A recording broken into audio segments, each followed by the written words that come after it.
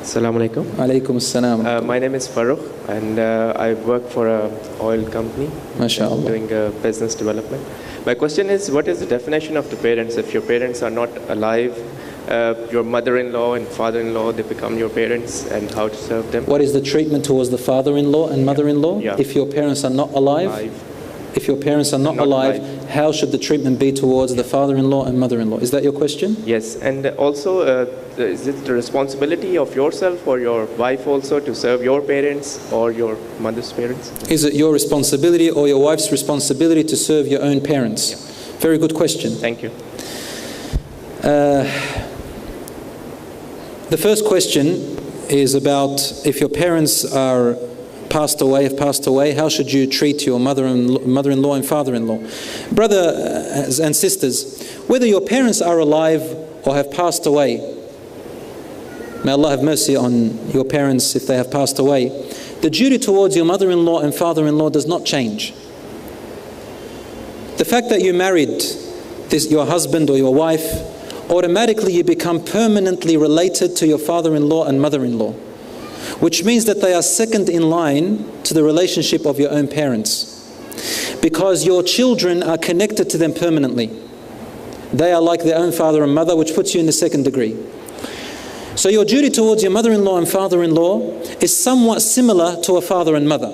The only difference is that they have their own children, which takes away that duty off you because you have your own parents. But you must also be bar, dutiful, and ihsan, be extra good to your father-in-law and mother-in-law, but a degree less than your own parents.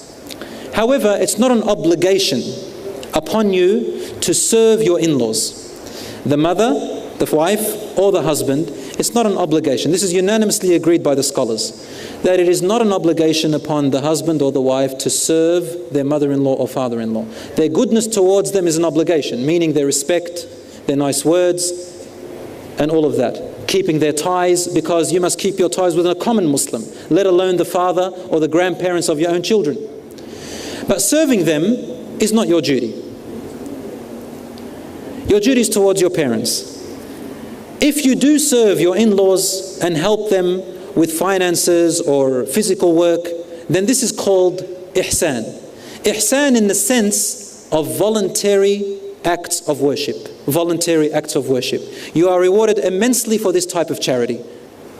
And a Muslim cannot be a Muslim without having ihsan. I mean, imagine a person who's married and doesn't do anything towards their in-laws. Subhanallah, what kind of a person is that?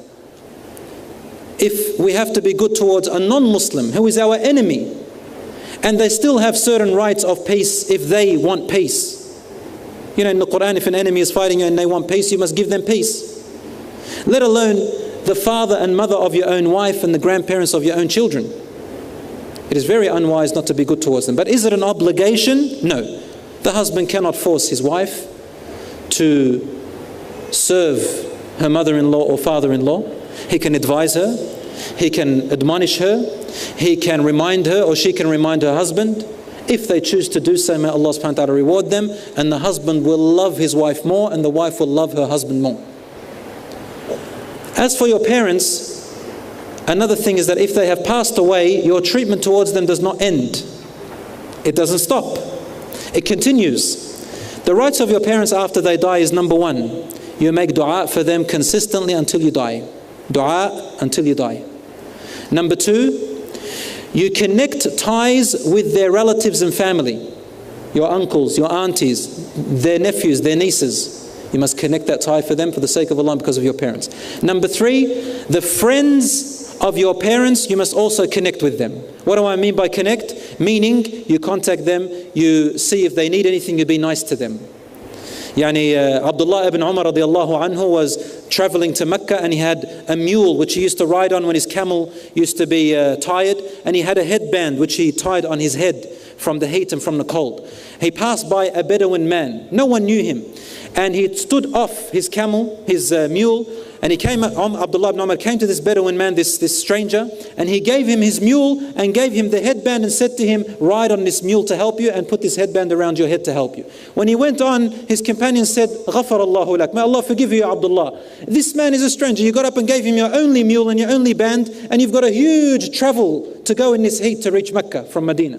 Why did you do so? He said, I heard Rasulullah sallallahu alayhi wasallam say, be dutiful and good, or connect with the friends of your fathers after they have passed away. And this man was a friend of my father Umar ibn al-Khattab radiallahu anhu. So this is another point that I wanted to make. And finally, you asked a fiqhi question. I would like to leave that inshaAllah to the mashayikh. I don't like to answer questions where there are several opinions among the scholars.